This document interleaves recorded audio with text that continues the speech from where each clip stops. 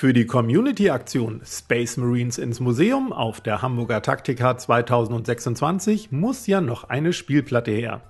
Und zwar eine große Dioramaplatte, auf der all eure Miniaturen ausreichend Platz haben. Als passende Deko und epischen Hintergrund für die Platte habe ich von den 3D-Designern von War Scenery eine mächtige Festungsmauer erhalten, die ich nun gleich mit euch bemalen werde. Und damit moin moin und herzlich willkommen zum TWS. Bevor es aber mit dem Bemalen losgeht, erstmal ein riesiges Dankeschön für eure bisherigen Einsendungen. Denn wer seinen bemalten Space Marine nicht persönlich auf der Hamburger Taktika vorbeibringen kann, hat ja die Möglichkeit, ihn mir vorab per Post zu schicken. Mehr dazu lest ihr in der Videobeschreibung. Über die ersten Minis und auch die vielen netten Briefe dazu habe ich mich übrigens mega gefreut. Denn so weiß ich schon mal, dass euch die Aktion richtig gut gefällt und ihr viel Spaß beim Mitmachen habt. Außerdem begeistert mich schon jetzt eure unglaubliche Kreativität und die wahnsinnige Vielfalt. Macht also unbedingt weiter so, damit nach der Taktika viele Space Marines ins Zinnfigurenmuseum nach Goslar wandern können und dort dann Teil der Dauerausstellung sind. Bis dahin muss aber natürlich noch die Diorama-Spielplatte fertig werden. Fangen wir also mit dem Bemalen der 3D gedruckten Festungsmauern von War Scenery an. Dank der hohen Druckqualität durch einen K1-Drucker von Creality und einem P1S-Drucker von Bambulab habe ich alle Elemente übrigens direkt schwarz sprühgrundiert und kein extra Fillerspray benutzt. Denn die Schichtlinien vom FDM-Druckverfahren sind vor allem bei dem P1S wirklich kaum noch sichtbar. Um das langweilige Grundierschwarz interessanter zu machen und vor allem die Vertiefung leicht einzufärben, verdünne ich diese beiden Brauntöne mit Wasser und trage sie wie einen Wash und nass in nass auf. Im nassen Zustand wirkt das übrigens noch extrem braun, aber nach dem Trocknen ist es nur noch ein dezenter Farbschleier bzw. Filter, der das Schwarz auflockert. Anschließend nehme ich die beiden Brauntöne und einen leicht feuchten Make-up-Schwamm, um damit unregelmäßig auf den Modellen herumzutupfen. Zuerst mit dem dunkleren Braun, dann mit dem helleren. Auch hier geht es weiterhin nur darum, den Untergrund aufzulockern und das langweilige Grundierschwarz zu überdecken.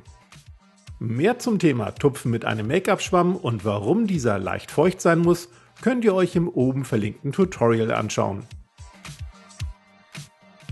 Denn nun wird mit einem warmen Schiefergrau munter weitergetupft. Und zwar möglichst überall und halbwegs gleichmäßig, um die eigentliche Grundfarbe zu erzeugen. Ein dunkles Graubraun mit hier und da einigen bräunlichen Akzenten.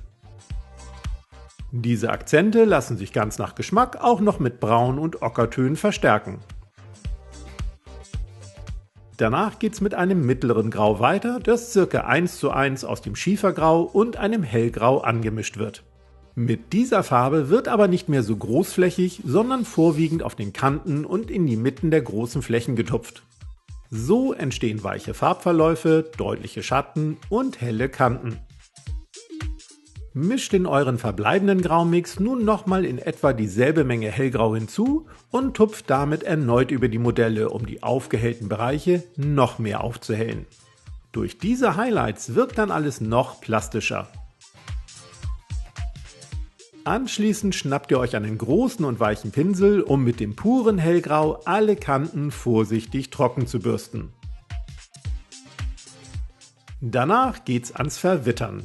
Zunächst nehmt ihr wieder passende Braun- und Ockertöne, um Staub, Dreck und Flecken aufzutupfen.